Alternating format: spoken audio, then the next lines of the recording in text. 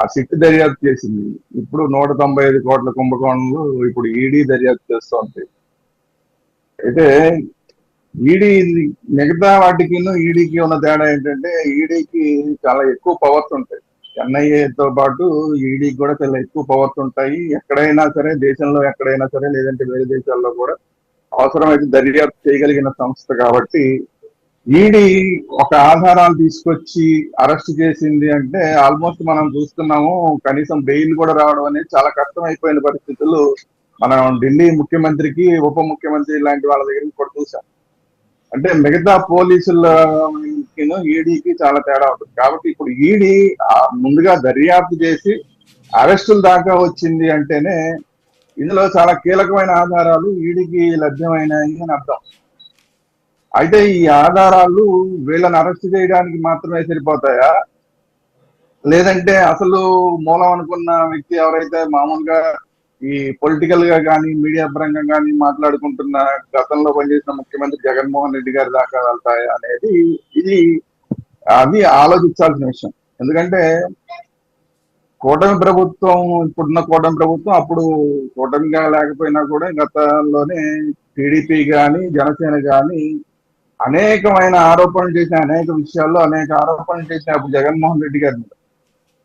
కానీ ప్రభుత్వం వచ్చిన తర్వాత వీటిలో ఆధారాలు ఎంతవరకు చూపించగలిగారు అంటే కొన్నిటికి మాత్రమే ఆధారాలు చూపించగలుగుతున్నారు. మిగతావన్నీ కూడా చాలా వరకు ఆధారాలు చూపించలేని పరిస్థితి. ఇదిగో ముఖ్యమంత్రి దాకా మాజీ ముఖ్యమంత్రి దాకా వెళ్ళిపోయింది, రేపే తాడేపల్లి ప్యాలెస్కి వెళ్తున్నారు పోలీసులు అని చాలా సార్లు మీడియాలో వార్తలు వస్తాయి.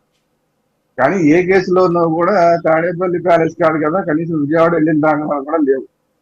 కాబట్టి ఏంటంటే ముఖ్యంగా వీటన్నిటికన్నా కూడా ఆధారాలు చూపించడం, వాటిని ఎస్టాబ్లిష్ చేయడం, ఇది చాలా ఇంపార్టెంట్.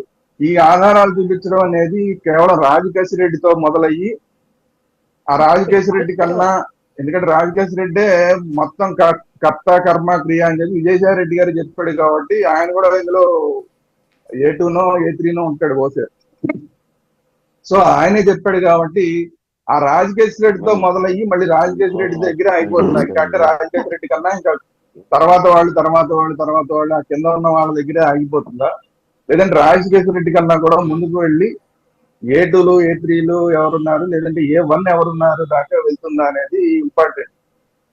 అయితే ఇలాంటి కేసుల్ని కొంతవరకు అయితే తీసుకెళ్ళగలరు, కానీ పూర్తి స్థాయిలో చేయాలంటే కొంత కష్టం అవుతుంది. ఎందుకంటే కొన్ని సందర్భాల్లో ఆర్గనైజ్డ్ గా చేసిన క్రైమ్స్ ఏవైతే ఉంటాయో, ఆర్గనైజ్డ్ గా చేసిన క్రైమ్స్ ని ఎస్టాబ్లిష్ చేయడం కొంచెం కష్టం. అది కూడా చేసే వాళ్ళు ఎవరన్నా కనుక ఒకవేళ ట్రైన్డ్ క్రిమినల్స్ అయితే ఏం చేయాలి, ఎలా చేయాలి అన్న దానికి పూర్తి వాళ్ళ ట్రైనింగ్ ఉండి, ఒకవేళ దొరికిపోతే కూడా ఎలా మాట్లాడాలో కూడా ఆల్రెడీ ట్రైనింగ్ ఉంటే ఇంకా కష్టం అవుతుంది. ఎందుకంటే ఎంతమందిని అరెస్ట్ చేసినా ఒకే సమాధానం. ఇక్కడ ఒకటి